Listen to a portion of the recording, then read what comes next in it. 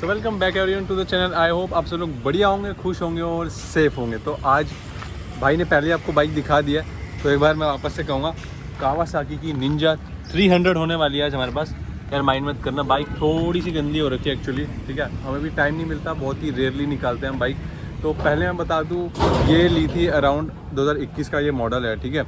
और अभी हमने जो चला दिया, ये अभी तक हमने चला दिया तो ओडोमीटर में 4319 किलोमीटर चल चुकी है। बाकी 2 ट्रिप मीटर आपको देखने को मिल जाते हैं, ठीक है।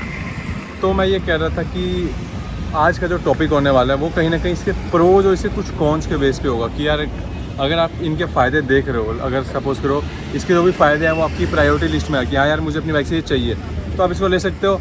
और आपको लगता है जो आपको अपनी बाइक से मतलब कि नहीं चाहिए और वो इसके कॉन्स में है, तो आप उसको लाइक ऑब्सोलीट कर सकते हो या फिर हटा सकते हो अपनी लिस्ट में से। तो शुरू कर देते हैं, फोकस आज करेंगे इसके प्रोज एंड कॉन्स पे। तो पहला अगर मैं प्रो की बात कर लूँ ना इसका, तो सबसे पहला तो यार नो डाउट लुक। अगर आप इस बाइक की लुक देखोगे ना तो कहीं ना कहीं काफ़ी बढ़िया लुक आती है।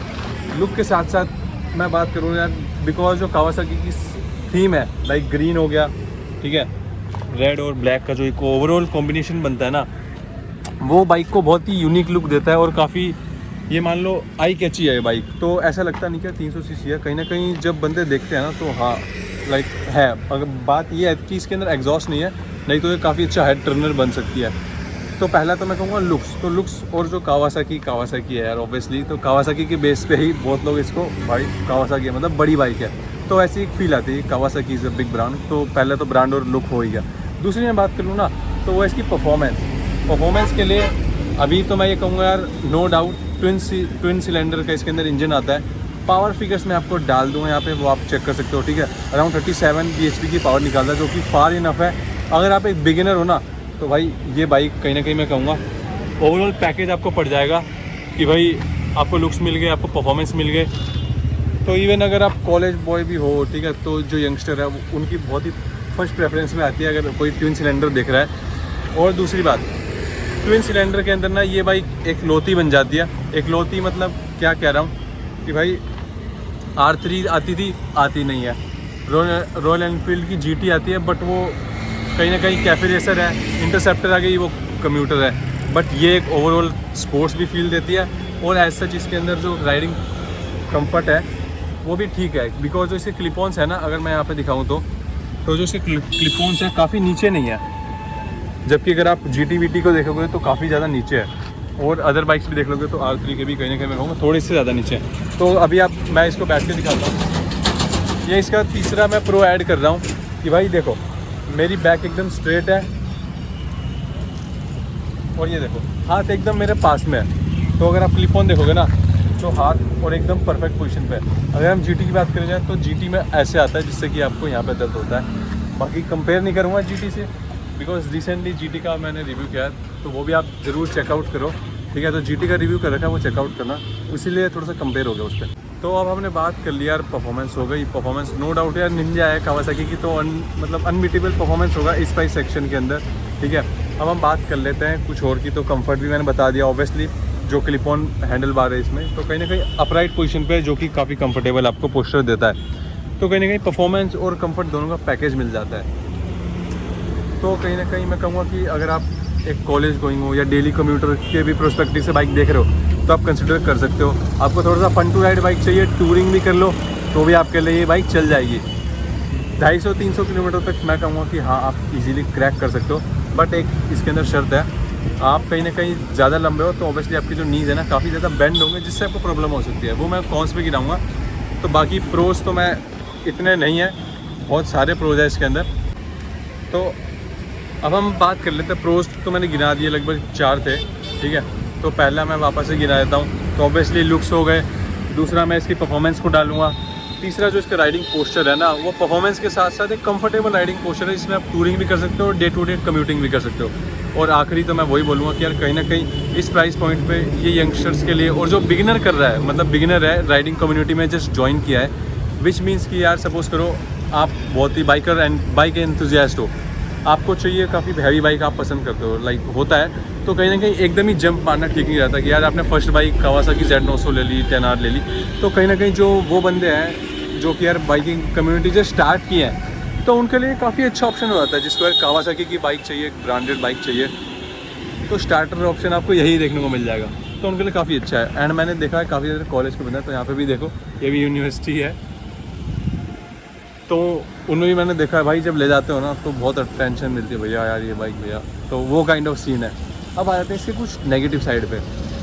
तो नेगेटिव साइड की अगर मैं बात करूँ तो सबसे पहला जो नेगेटिव मुझे लगा है, देखो सर्विस कॉस्ट और माइलेज तो मैं गिराऊँगा, बट पहला नेगेटिव, हमने कंफर्ट की बात करी है, पीछे आ जाओ, तो जो पिलियन कंफर्ट है ना वो देखो, एक तो जैसी ब्रेक लगते हैं ये पिलियन आगे को खिसकता है, और इसकी जो सीट है ना बहुत टाइट है, रफ है, एंड ये भी है, तो कहीं ना कहीं पिलियन के लिए बिल्कुल भी कंफर्टेबल नहीं है। दूसरी चीज़, यहाँ पे ग्रैब रेल्स भी नहीं है, ठीक है, एक्चुअली आते हैं यहाँ पे, बट वो बहुत ही अलग से लगते हैं, तो फिलहाल के लिए निकाल रखे हैं। यहाँ पे देखोगे तो ग्रैब रेल्स का ऑप्शन है, बट कहीं ना कहीं मैं कहूँगा कि वो लुक ख़राब करते हैं। तो ऑब्वियसली जब आप इतनी महंगी बाइक ले रहे हो तो ठीक है, तो लुक से आप कंप्रोमाइज़ नहीं करोगे जब आप इतनी महंगी बाइक ले रहे हो, तो इसीलिए मैं कहूँगा कहीं ना कहीं पीछे वाले के लिए तो ऑब्वियसली इट्स नॉट कंफर्टेबल। मैं कहूँगा कि यार डिपेंड करता है आप कितने राइड कर चुके हो, तो उस पर भी डिपेंड करता है। बाकी यूजुअली कंफर्टेबल नहीं है, अगर मम्मी को बिठाना तो आपका काम नहीं चलेगा, ठीक है।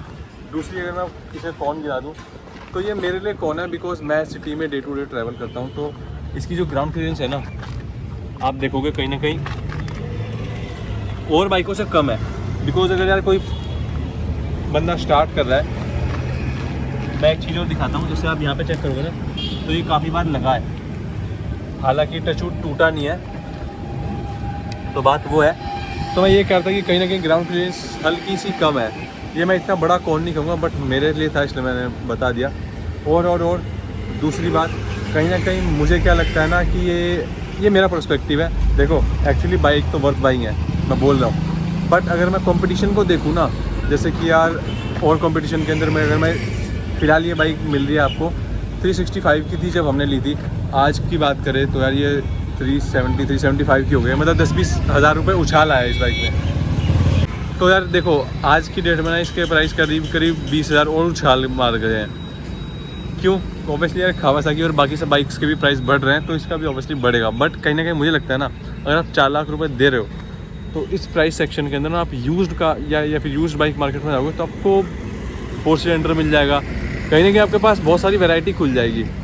तो मेरा पर्सनल पर्सपेक्टिव ये है कि कहीं ना कहीं ओवर प्राइस्ड है, ठीक है। अगर मैं GT ले लूँ तो 4 लाख में मिल जाती है, 650 सीसी इंटरसेप्टर मिल जाएगी आपको, ठीक है। और भी काफ़ी अदर ऑप्शन है, अगर आप एक्सप्लोर करोगे तो ड्यूक 390 मिल जाएगी, वो भी इसके बराबर का ऑप्शन पड़ता है। और अगर आप थोड़ा और पैसे लगाओगे तो सुपर मीटियोर मिल जाएगी। तो कहीं ना कहीं मुझे ये पर्सनली ऐसा लगता है कि कहीं ना कहीं ओवर प्राइस है, जो वैल्यू दे रही है उस हिसाब से, क्योंकि इसके अंदर ना कोई TFT डिस्प्ले आता है। तो अगर हम फीचर्स की बात कर लिया तो देखो कावासाकी वही पुराना एनालॉग डिस्प्ले दे रहे हैं। तो मैं कहूँगा कहीं ना कहीं यार लोग अगर इतना पैसा दे रहे हैं, क्योंकि आजकल की जो यंग जनरेशन है ना वो कहीं ना कहीं फीचरिस्टिक है, मतलब फीचर को ज़्यादा डिमांड करती है। तो आपने फ़िलहाल अब तो ABS आ गया, पुराने वाले मॉडल में ABS भी नहीं आता था पहली बार, ठीक है। अब तो है कि ABS है कहीं ना कहीं, और बाकी स्लीपर क्लच भी आ गया है, तो वो बात नहीं है, बट स्टिल काफ़ी फीचर्स है जो ये कहीं ना कहीं मिस आउट कर जाती है। भाई देखो आजकल इतना मतलब लोग फीचर्स पे ध्यान दे रहे हैं, silver clutch, ABS, TFT display, LED setup, but Kawasaki वाले आज भी कंप्लीट हेलोजन है इसके अंदर। ये देखो ये भी हेलोजन, ये भी हेलोजन, सारी लाइट्स इसके अंदर हेलोजन है, जिससे कहीं ना कहीं पता है कहाँ फ़र्क पड़ता है। अब इसका जो TFT भी नहीं है, एनालॉग डिस्प्ले है, तो इसकी जो बैटरी है ना बहुत जल्दी ड्रेन होती है, और जैसे ही ऑन कर देते हो तो इसका फ्यूल इंजेक्टर स्टार्ट हो जाता है। तो कहीं ना कहीं मैं ये कहूँगा कि यार एक इशू है यार, एटलीस्ट LED सेटअप दो तो कहीं ना कहीं थोड़ा बैटरी बच जाए।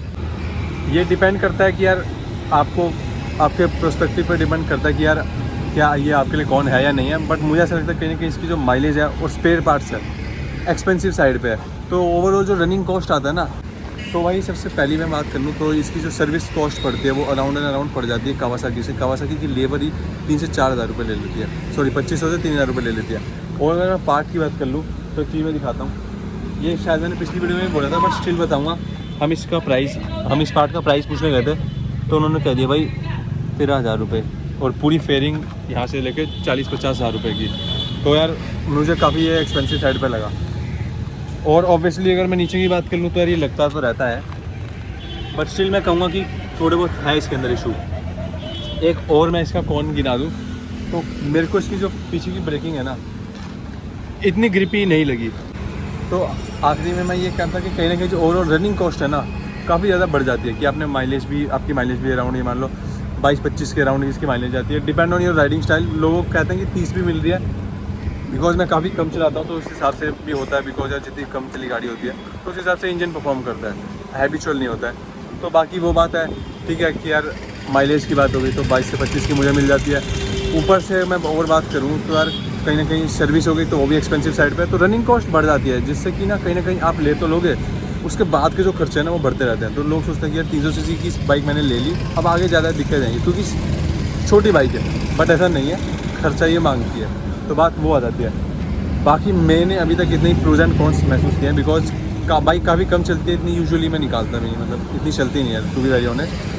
बाकी आपको क्या लगता है, अगर कोई निंजा का ओनर है देख रहा है तो मेक श्योर यार आप कमेंट में इसके प्रोज एंड कॉन्स मुझे मेंशन करो, सो दैट हमारी जो और ऑडियंस है उसको भी एक बेटर क्लैरिटी मिले। तो आज के लिए इतने रखते हैं, बाकी अगर रिव्यू देखना है इसका तो कंप्लीट रिव्यू चैनल पर डाला हुआ है, तो make sure you watch that video also. तो आज के लिए इतने रखते हैं, मिलेंगे अगली वीडियो में, टिल देन से बाय बाय, टेक केयर।